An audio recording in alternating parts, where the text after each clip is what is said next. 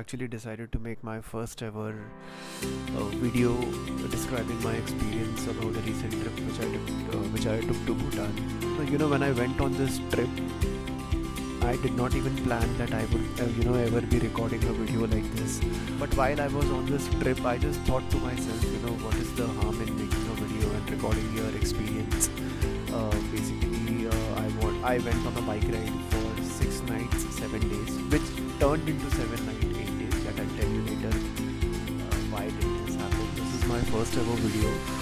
I'm obviously going to make a lot of mistakes. I don't even know how to add a proper audio because YouTube works differently. There is a lot of copyright.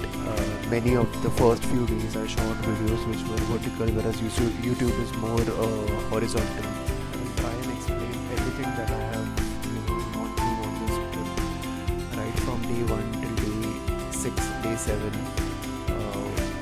How to reach this place, what are some of the things you need to see, how is the culture, how are the people, what are some of the traffic rules and regulations, what are some of the things you need to carry, especially if you are going on a bike ride, documents to accessories, everything I'll try and cover in various videos. I don't know if I'll be making 3 videos, 2 videos, 6 videos, I don't know. So let's see. So I basically went with this bike group called Detour India.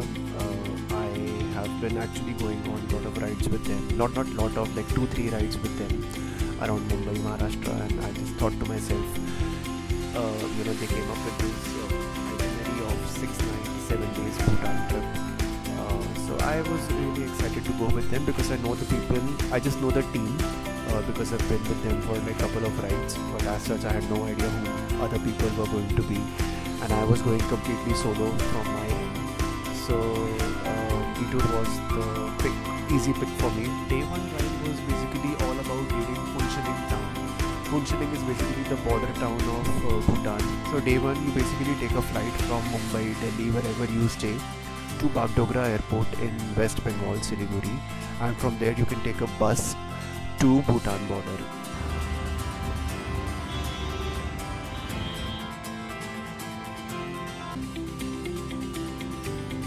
I think you got it in the air.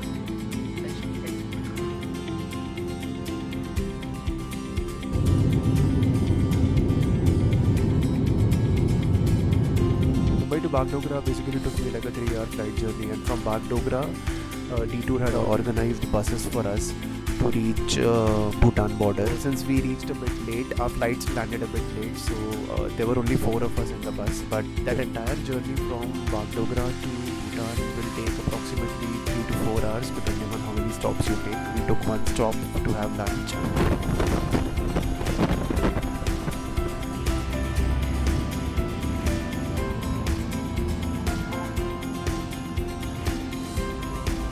Once you reach Bhutan, this is how it looks. Basically on the right side you can see Bhutan, and I'm standing on the left side, which is India.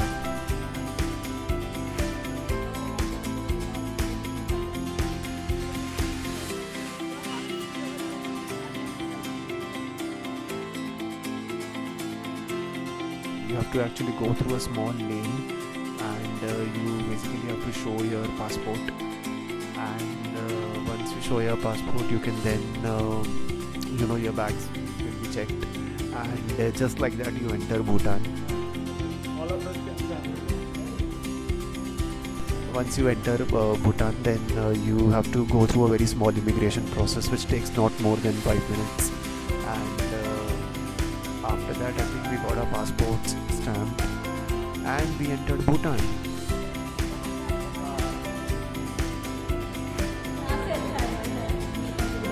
Like that, we basically entered Phuentsholing in Bhutan, and the first thing that you will notice once you enter this amazing town is how quiet it is.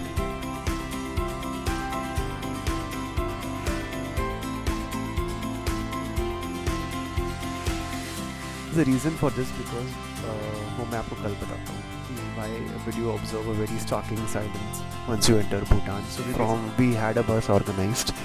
So the bus took us from Bhutan border to our hotel, which was barely 5 minutes from the border. We were staying at this property called Meto Pema, and everything was organized by Detour India. So then we met fellow riders over there, and at night we had a small briefing. Funchalik is as such a very quiet town. Okay, it's just a border town, so you won't have a lot of happening things around there. But surprisingly, there were a lot of cafes which were open late night. So if you want to just acclimatize yourself with the weather, you can actually go for a night walk. There are a lot of karaoke bars, and we actually saw that every shop in Bhutan, be it a small grocery store to a big outlet, they carry something called as a Druk alcohol, which is the most popular brand in Bhutan. We went for like a long walk at night.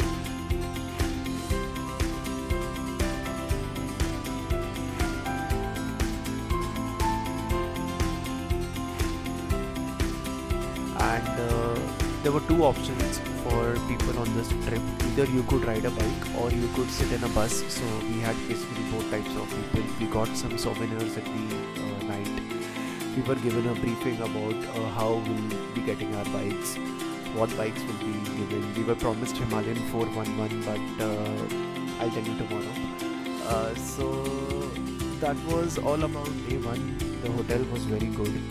You can check the video here.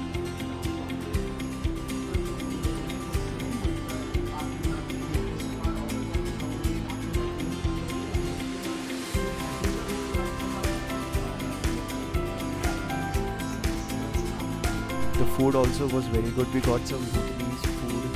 Emadachi is like a very popular dish in Bhutan, which is basically chilies and cheese.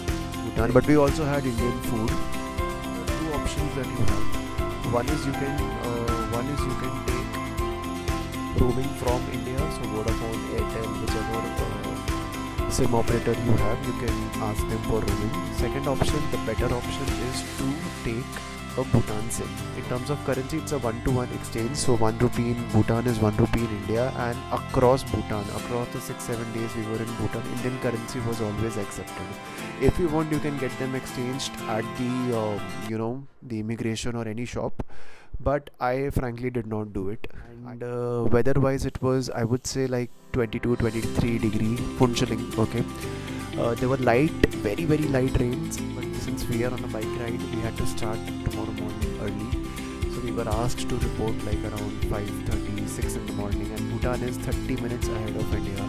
So 6 o'clock in Bhutan means 5:30 in India. So tomorrow I'll give you more briefing on what type of bikes we got, how we got our bikes, and how was the first ever ride to Bhutan. Again, I'm sorry, I know this video was not perfect. It was more me talking and less visuals. But I think as we progress, mostly I had more videos shot horizontally from day 3 and day 4 onwards. So yeah, do let me know your feedback, and if you have any queries, please do shoot them in the comment box.